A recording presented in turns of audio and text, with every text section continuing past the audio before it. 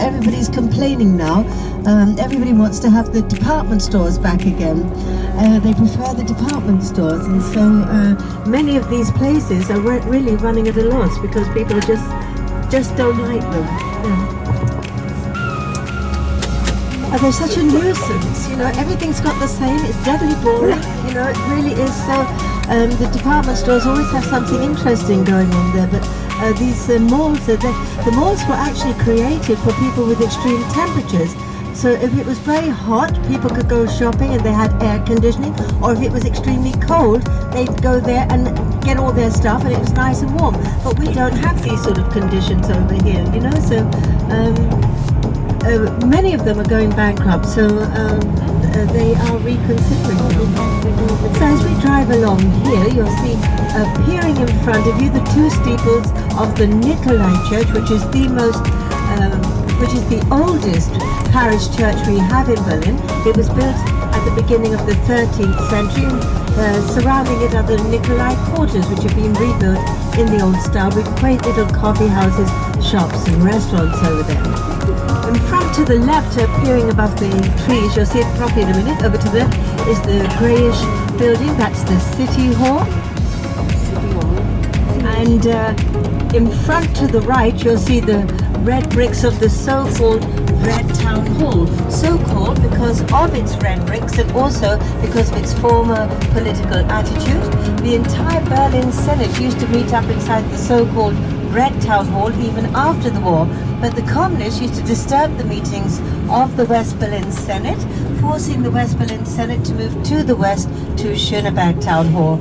And Schöneberg Town Hall became very famous in 1963 when President Kennedy ended one of his most famous speeches there with the words "Ich bin ein Berliner," which means I am a Berliner, which made us all wonder what he might have said had he been in Hamburg or Frankfurt.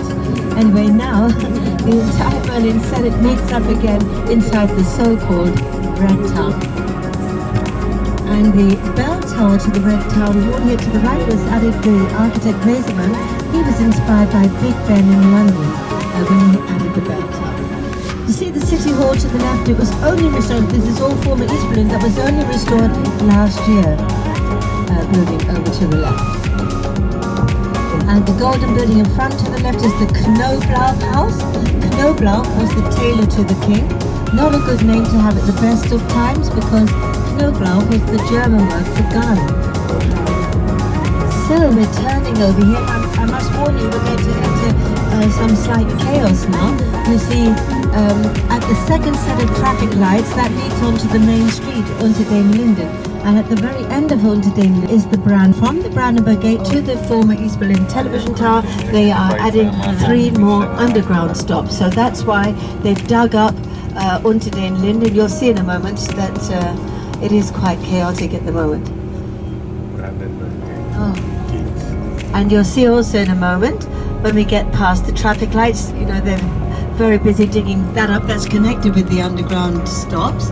And it used to be called Palace Gardens. It was very pretty. And then under the communist regime, they placed a huge statue in the midst of it all of Marx and Engels and renamed it Marx Engels Square.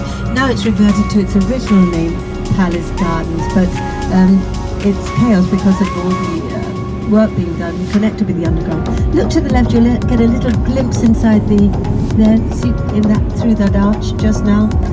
You get a smaller glimpse, but you'll get a glimpse as well through here to the left. And in front to the right, you'll see a little church there. That's St. Mary's Church. It's the second oldest parish church we have in Berlin. It's a very special little church. It was in that church in the 18th century that Bach played the organ inside that church. And coming up to the right is the loveliest fountain we have in Berlin, the Neptune Fountain, which was made in 1891 by Reinhold Vegas. Here to the right you can see. It'll be turned on at 10 o'clock. And we're going to turn left, and when we do so, you'll be met by the beautiful sight of the Berlin Cathedral, which was built in 1905 by Rasdorf in the style of the Italian High Renaissance. In other words, in the same style as St. Peter's in Rome. It was bombed during the war and restored again a little over 20 years ago. Just before we reach that's when we turn left, you'll see it over to the right. Just before we reach the Berlin Cathedral, we'll be riding over a bridge which leads over the River Spree. And in the background, you'll see the beautiful golden top of the new synagogue. You know, the original synagogue was built in the 1860s in Moorish style and was not too badly damaged during Crystal Night, thanks to a very brave Berlin policeman called Creutzfeldt, who, when the Nazis attempted to set it alight, along with his team, prevented them from causing any further damage. Needless to say, it was the end of Creutzfeldt's career. After the war, we had about 6,000 people of the Jewish faith living in Berlin, which made it the largest Jewish community in Germany. Since the reunification, the official number anyway, is 12,000 people of the Jewish faith living here. Yes, 12,000 people of the Jewish faith living here. Those are the people who are registered, the ones who visit the synagogue, etc. But in actual fact, we have more like 35,000 Jewish people living in Berlin. Very many Israelis live here. They find it far cheaper to live in Berlin than to live in Israel. Now, in front of you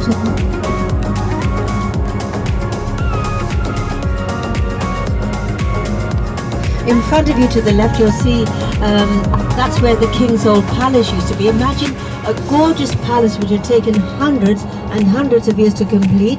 The East Germans simply blew it up, and in its place they built a multi-purpose monstrosity which was full of asbestos. So they've removed the asbestos, they've removed the building, and now they are very busy rebuilding the facade of the King's Old Palace.